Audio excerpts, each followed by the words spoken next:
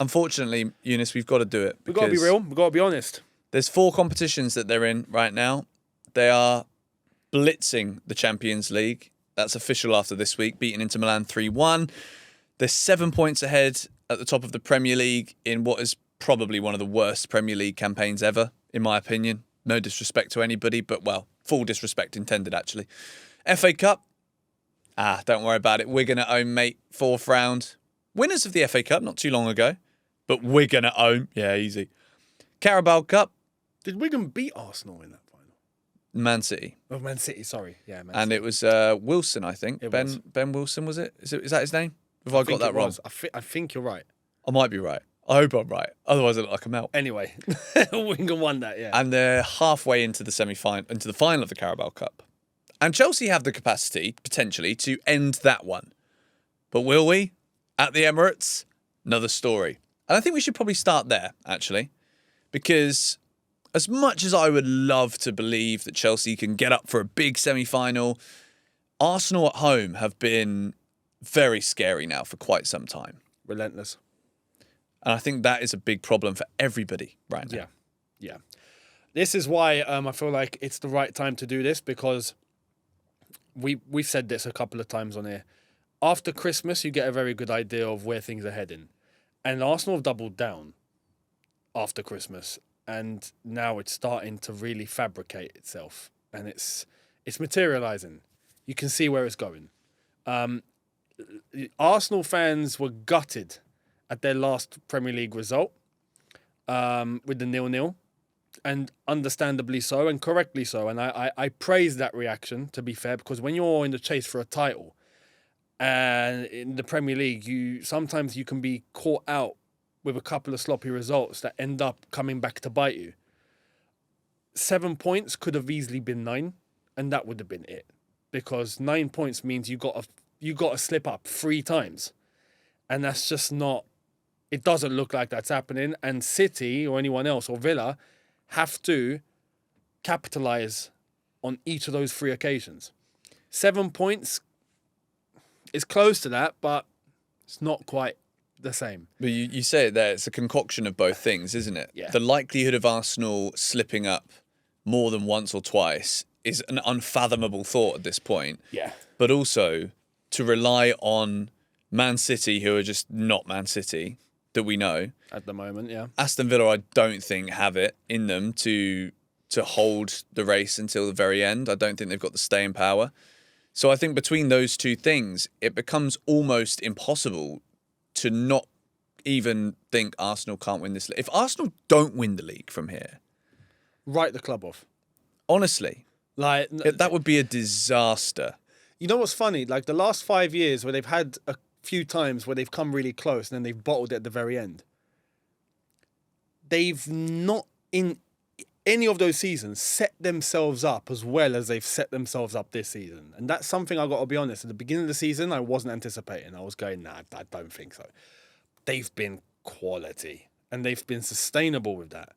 And now, on multiple fronts, they're just killing it. You know, the Premier League, they are where they are. The Champions League is just... And they've played some top teams. We've said that in the Champions League video that we've done, the roundup, just how good some of the teams that they've played, you know? Yeah, Atletico, Bayern, Inter.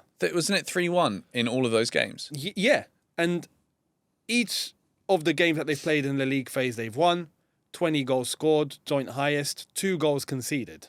I mean, that's relentless. That's fantastic. So that's a 10 out of 10. You can't get better than that, unless if you don't concede at all, which is just not realistic.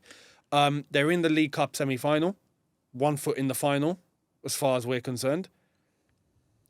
They're going to do a treble at this rate. And that's without even talking about the FA Cup, where they might even go all the way in that, but that's still a bit of a way to go. We'll see what happens, because anything can happen in the Cup. They, on multiple fronts, they've set a level and a bar, and you just can't help but appreciate how good they've actually been and what they're going to go and do. But I think we also have to consider the idea that they could win a quadruple, which I think is actually one of the scariest ideas and thoughts I've had in quite a long time. That would be flipping nuts. But you mentioned that they're already 1 foot in the final. I think there's more likelihood that Chelsea come back and knock them out than Man City or Newcastle in a one-off game at Wembley, giving them a proper game. Let's say it's Man City, because City are already 2-0 up. Yeah. It will probably be City in the final. I think Arsenal wiped the floor with Man City at Wembley. I really do. And I think for Arsenal to win the Carabao Cup, any trophy at this point still means something, because that's the one big red flag on Mikel Arteta is, all right, well, where are the trophies? You can have this great team, you can have this great defence, you can have had these brilliant transfer windows, but what do you have to show for it? The history books tell us nothing. But that win would do, I think, what Pep always says. The Carabao Cup is the catalyst.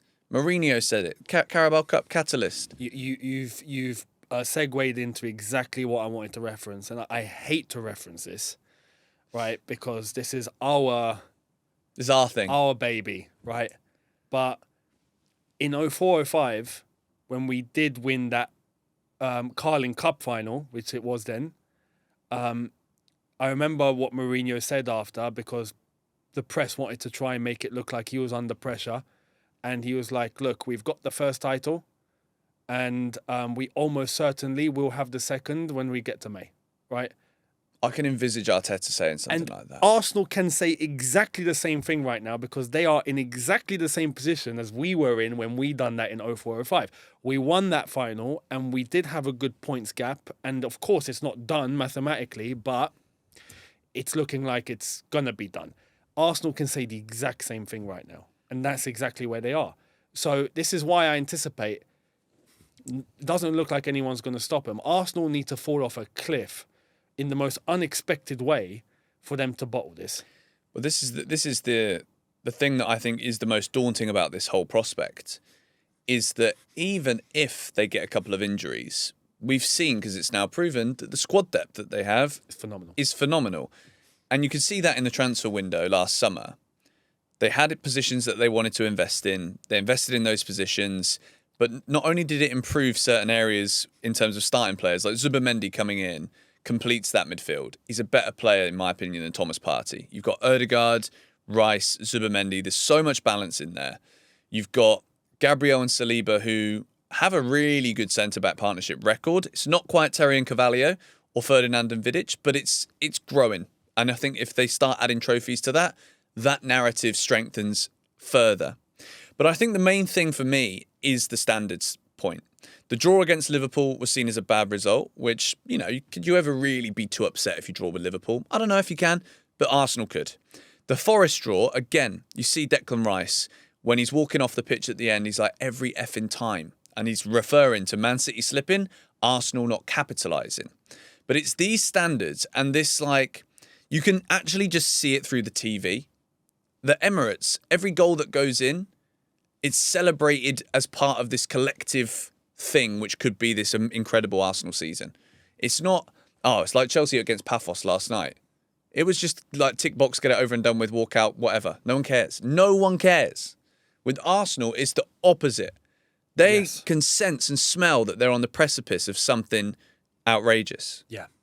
And that's scary. And I have to give Arsenal credit for one thing here. And this is why you mentioned Chelsea and you mentioned okay, look at how we're structured. Look at how some other teams are structured. Arsenal have done the right thing.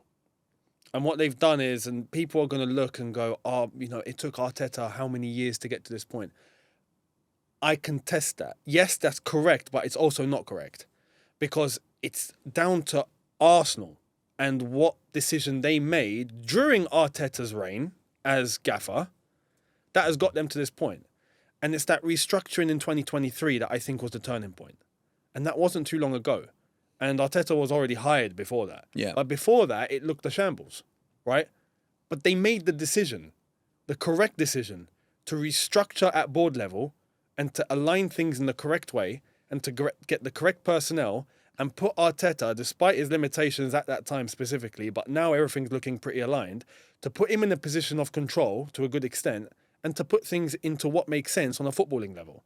And they did that. And then they started aggressively attacking the transfer market and doing what is needed to bring ambition and levels to this Arsenal team to put them into the position that they're in at the moment. Yeah.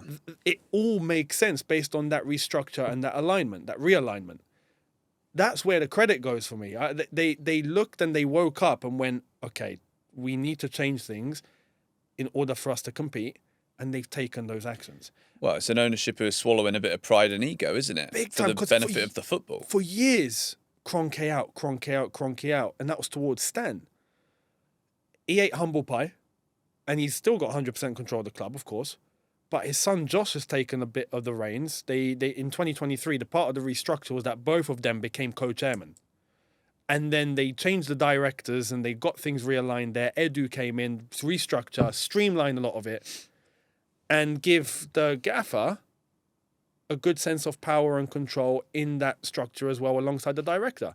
That's how things should work on a footballing level. Yeah. And since we saw that, and as I said, despite Arteta's limitation, I don't believe he's the best manager in the world. But the team is in his image. Which is huge. Which is huge. And even post-Edu, they got Imberta from Atletico. Like, that's, on a football level, that's ambition. One guy as well. Yeah. Just the one. Not multiple people that need multiple says and little bit of sprinkle of this. Like, sometimes the more ingredients you add to a dish, the worse it gets. Too many cooks in the kitchen. Salt and pepper is all you need, mate. But his work at Atletico speaks volumes already. And on a footballing level, it shows ambition. And you can see the moment that Arsenal started attacking the transfer market in an aggressive way, that Jesus Zinchenko window was a turning point. Because from then you could see they were bringing in players that were not, at the forefront of any resale value or any financial implications, when it was, okay, who's going to come in and set the bar? And that was a turning point. After that, they got in Declan Rice, and then they restructured their defence. They brought back defenders they had on loan. We now see Gabriel and Saliba killing it. Overall, they've just balanced their entire squad beautifully. And now you can see during games in the season where they can turn to players on their bench, and they're just levels. Yeah. Overall, they've shifted their thinking, they've restructured, and they've done it correctly. On a footballing level, they've done it correctly. They've eaten humble pie, and they've done what they've had to do, and now they're seeing the consequences. I think when you look at English football particularly, I don't see any reason why they can't win all three of those competitions. 100. I hate I'm saying this, by the way. The Champions League is obviously the elusive one. Never won it in their history. And unfortunately, I wish I could come here and kind of just give some kind of caveat as to why that could be the end of the trophy spree, potentially, for Arsenal. And I also want to remind everybody they've not won anything yet. These are all hypotheticals. These are all just thoughts. Of course. But when you look at the Champions League and you look at the teams they've already brushed aside, Bayern Munich, serial winners, finalists at least, Inter Milan, serial finalists, Atletico Madrid, one of the strongest teams for a generation, really, in this competition. And no one's close to them. And I think over two legs, to bring it back to what the Emirates has become, which is a bit of a fortress, which is why I think Chelsea got no hope in the Carabao Cup next 2 weeks from now. But over two legs, I just don't see a team in Europe right now that can compete with this Arsenal side. Yeah. I think Barcelona will get absolutely swept aside by Arsenal. Like, see what Chelsea did to them. I think Arsenal could batter and end Barcelona if that was to be a game. Real Madrid, nothing special. Absolutely nothing special. Bayern Munich have already been beaten by them. Who else is there? Yeah. Like, do you know this is going to sound mad? Tottenham. Tottenham could be the only saviour. Yeah, just because. Now, you know what? You go on to a good point, because in the Premier League, you need a lot of consistency in order to get across the line. And that's Arsenal. That Arsenal are doing that. But the Premier League is also a mathematical probability. Yeah, they've already kind of done it, haven't they? Yeah, like, you go over a course of an entire season, you need to be consistent, but then you're working out points. And you can slip up here and there and still win the league, right? Yeah. The Champions League, as flawless as Arsenal have been, when you get to the latter stage, which is where they've always seemed to fumble, it's not a question of mathematical probability. It's about that certain day. And if you're off it and you slip once, that can destroy everything. A lot of it is up here. And whether Arsenal have a mental fortitude, which they've still not been able to prove yet. They might have it this season. You never know, but we don't know until we see it, right? So Arsenal right now, without a doubt, are the best team in Europe. Yeah. Without question. And anyone they come up against, they can beat and they should beat. But there is an element, and we know this, when you get to a semi-final in the Champions League, for example, or even the final, it's not about how you've been playing for the season. It's about how you show up on that day. And can you handle the pressure? That's still an unanswered. I'm just box. looking. You're right, but I'm looking at who do I think could beat them. Right now, I'll be honest, Arsenal are favourites for the Champions League. They're favourites for everything. This is They're so favourites for annoying. everything. And look, if Arsenal are ambitious enough, as they should be winning. They should be aiming to win every single competition. Oh dear, I think we've hit it.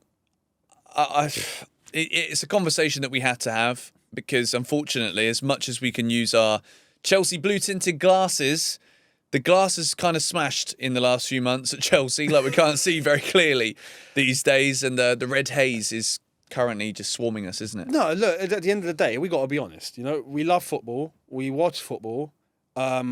As much as as Chelsea fans, we don't like to say it, but we got to be real. No one can deny how good Arsenal are this season and what everything has led up to. That's just the truth. If people like it, they like it. If they don't like it, smash your head against the wall. Arsenal are on their way to doing some big things this season, and just got to say and give credit where it's due. They've absolutely killed it. It's not over yet, but this is why we're doing this video right now, because it seems like it's heading in a certain direction. The credit deserves to be given, but I do also have to say, Arsenal, don't fumble this one. You better not. It hurts more when you're higher up. Do you know what I mean? Like, Yeah. just try and jump off of a wall. Don't try and jump off of a wall. But if you ever have, you'll know it. Like the higher it goes, the more risk there is. So just don't bottle it now. We've come on here today and said that you might win a quadruple. They might. Which is wild. If that happens, might. look, if that happens, I'm just going to say, I'm glad I'm not in London. I'm Mate. glad you should be as well. Oh, goodness. I'm not going there. It's going to be lovely here in May. 42 degrees, mate. Dubai's a place to be. UV12. Oh, crap. They're sponsored by Emirates. They're going to find us. Oh, crap. no. No. We're leaving. Mate, we're not doing any more Ritz-Carlton buffets, mate. They'll be there. Right? They'll be in JBR. I'm telling you, they'll be in... No. Imagine seeing Declan Rice and Martin Odegaard like this with trophies. Do you want a trip to Oman? Yes. Let's go across the border. Yeah. They won't find us Do you know there. what we should do? Go to England. No, we're not going there. Anyway, let us know your thoughts. How many trophies will Arsenal win this season? Let us know. If the answer is 0, mate, I can't wait for that. I'd love it. Like, imagine how great it'll be if the answer is 0. Then you will find us in London. Then you'll find us everywhere. Or mate. you'll find us... at that point, Arsenal, We'll be on you're, JBR. you're free to come to JBR. Yeah, at that point. do as you please. We'll be there. Let us know your thoughts in the comments. We'll see you in the next one.